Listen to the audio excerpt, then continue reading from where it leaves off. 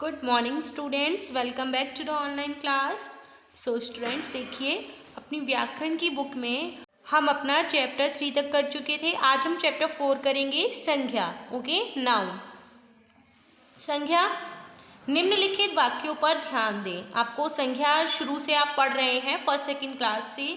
आपको पता है संज्ञा क्या होता है? किसी का भी नाम। इस पृथ्वी पर जो भी चीज़ें हैं, मनुष्य हैं, जो भी जगह हैं, उन सब के नाम को क्या कहते हैं? संज्ञा, चाहे वो किसी का भी नाम हो। ठीक है, चलिए। आम मीठा है, मीना पड़ती है, गंगा पवित्र नदी है, शेर जंगल का राजा है। उपयुक्त वाक्यों में आम, मीना, गंगा, शेर नाम है। ये सभी संज्ञा शब्द हैं। ये सभी क्या है? संज्ञा शब्द। किसी व्यक्ति, वस्तु, स्थान, भाव आदि के नाम को संज्ञा कहते हैं। किसी भी व्यक्ति का नाम हो, वस्तु का नाम हो, स्थान यानी कि जगह का नाम हो, भाव यानी कि फीलिंग आदि के नाम को हम क्या कहते हैं? संज्ञा कहते हैं। ठीक है, देखिए संज्ञा के भेद आपको प्रीवियस क्लास में भी पढ़ाए थे। संज्ञा के अर्थ के आधार पर संज्ञा के 5 भेद होते हैं। आपको पता है, व्यक्तिवाचक, जातिवाचक, समूहवाचक, द्रव्यवाचक और भाववाचक। ठीक है, ये होते हैं संज्ञा के 5 भेद। पहला होता है व्यक्तिवाचक। देखिए, प्रॉपर नाउन। व्यक्तिवाचक संज्ञा से किसी विशेष व्यक्ति यानी कि किसी विशेष व्यक्ति का नाम, वस्तु का नाम अथवा किसी स्थान का बोध होता है, जैसे राम, गंगा, भारत, रामचरितमानस, सोमवार, जनवरी, बिहार आदि। ये सब क्या है? व्यक्तिवाचक संज्ञा। ठीक है, किसी भी विशेष व्यक्ति या वस्तु का या स्थान का बोध हो। अब देखिए, बिहार की राजधानी पटना है, तो ये दोनों क्या है? व्यक्तिवाचक संज्ञा। प्रयाग में गंगा, यमुना तथा सरस्वती का संभव है। ये दोनों तीनों क्या है? ये भी संज्ञा शब्द हैं, व्यक्तिवाचक संज्ञा। ठीक है, अब देखिए जातिवाचक संज्ञा, कॉमन नाउन। जातिवाचक संज्ञा से किसी वस्तु या प्राणी की संपूर्ण जाति का बोध होता है। ठीक है, जैसे गाय। ठीक है, अब गाय कोई सी भी हो सकती है, नदी कोई सी भी हो सकती है, पहाड़ कोई भी हो सकता है। ऐसे ही मनुष्य, गेहूं, चावल आदि, ये क्या है? ये है जातिवाचक संज्ञा। ठीक है, अब देखिए, हमारा देश जान से प्यारा है। देश कोई भी हो सकता है। ठीक है, तो ये क्या हो गया? जातिवाचक संज्ञा।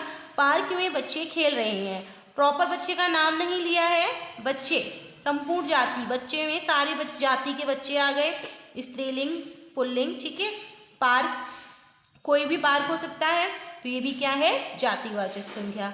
अब देखिए समूहवाचक संज्ञा। समूहवाचक मतलब कलेक्टिव नाउन। ठीक है, कोई भी ग्रुप, बंच, उसको हम क्या बोलते हैं?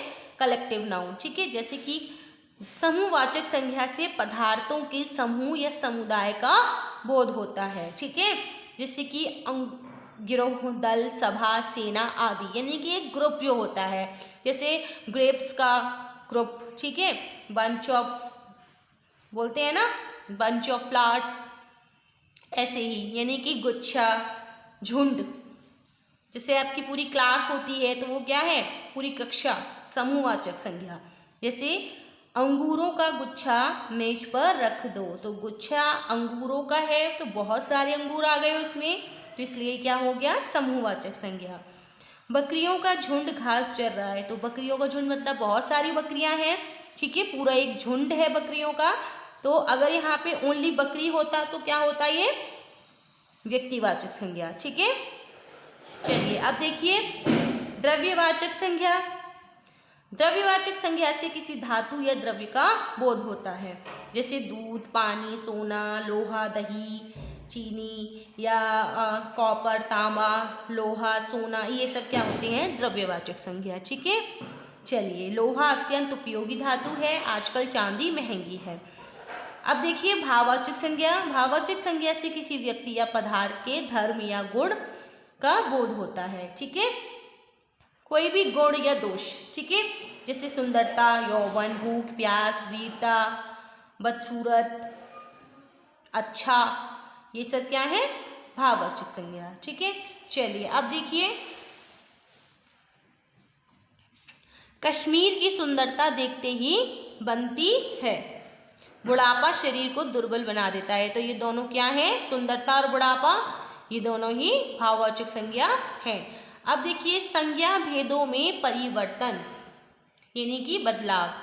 जातिवाचक व्यक्तिवाचक के रूप में कभी कभी जातिवाचक संज्ञा किसी एक ही वस्तु का बोध कराने के कारण व्यक्तिवाचक हो जाती है। जैसे कि पुरी का अर्थ है ग्राम, परंतु इसका प्रयोग जगन्नाथपुरी के लिए भी किया जाता है। ठीक है, वैसे अगर अलग से देखा जाए तो पुरी का अर्थ होता है ग्राम, ठीक है, लेकिन इसका प्रयोग जगन्नाथपुरी का में भी किया जाता है, तो ये क्या हो गया, व्यक्तिवाचक संज्ञा। ठीक है, अब व्यक्तिवाचक संज्ञा जातिवाचक के रूप में जब आती है तो क्या होता है, कभी कभी व्यक्तिवाचक संज्ञा का प्रयोग जातिवाचक के रूप में होता है। जैसे गांधी अपने समय के कृष्ण थे, तो कृष्ण जातिवाचक संज्ञा के रूप में प्रयुक्त हुआ है। ठीक है, अब देखिए भाववाचक संज्ञा जातिवाचक के रूप में कभी कभी भाववाचक संज्ञा का प्रयोग जातिवाचक के रूप में होता है। जैसे इस समय कई बीमारियां फैली हुई हैं, तो बीमारियां क्या है, जातिवाचक संज्ञा। ठीक है, चलिए आगे देखिए भाववाचक संज्ञाओं का निर्माण। भाववाचक संज्ञाओं का निर्माण प्राय सभी शब्द भेदों से होता है। कुछ उदाहरण नीचे दिए जा रहे हैं। जैसे कि जातिवाचक संज्ञा से, जैसे भाववाचक से जातिवाचक संज्ञा बन जाती है सती। ठीक है, तो यहाँ पर देखिए जातिवाचक संज्ञा से हमें भाववाचक संज्ञा बनाकर दी है। जैसे सती क्या है, जातिवाचक संज्ञा हो गया, लेकिन अगर हम सती को सतीत्व कर देंगे तो ये क्या हो गया, भाववाचक। बच्चा, बच्चा क्या है, व्यक्तिवाचक, जातिवाचक संज्ञा है बच्चा। अगर हम बच्चे का बचपन कर देंगे तो ये क्या हो गया, इसका भाववाचक संज्ञा हो गया। ठीक है, पशु से पशुता, चोर से चोरी, गुरु से गौरव, पुरुष से पुरुषत्व, दास से दासता, इंसान से इंसानियत, ठग से ठगी। ठीक है, अब व्यक्तिवाचक संज्ञा से भी भाववाचक संज्ञा होती है। जैसे राम से रामत्व, हिंदी से हिंदुत्व, रावण से रावणत्व, शिव से शिवत्व। सर्वनाम देखिए, सर्वनाम से अपना से अपनत्व, निज से निजता, स्व से स्वत्व, मम से ममता, स्वर से सर्व से सर्वस्व, एक से एकता, आप से आपा, अहम से अहंकार। से आपको मैंने लिटरेचर की बुक में कुछ करवाए हैं कि जातिवाचक संज्ञा से भाववाचक संज्ञाएं बनाइए, है ना, व्यक्तिवाचक से भाववाचक संज्ञाएं बनाइए, ऐसे। अब देखिए विशेषण शब्द से भाववाचक संज्ञा यानी कि सुंदर, तो सुंदरता ये भाववाचक संज्ञा हो गया।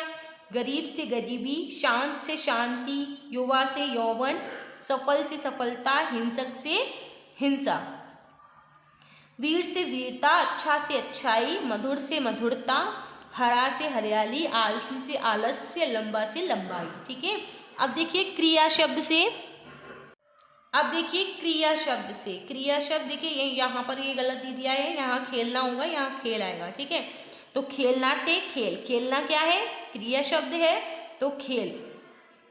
मारना, मार, सजाना, सजावट, ये सब क्या है, ये क्रिया शब्द हैं और इनकी ये भाववाचक संज्ञाएं बनाई हैं।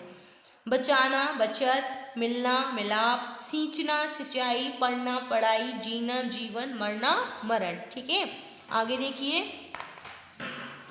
आगे है अव्यय से, अव्यय विकारी शब्द, समीप यानी कि सामीप्य, निकट यानी कि निकटता, दूर दूरी, शीघ्र शीघ्रता, धिक धिक्कार, शाबाश शाबाशी।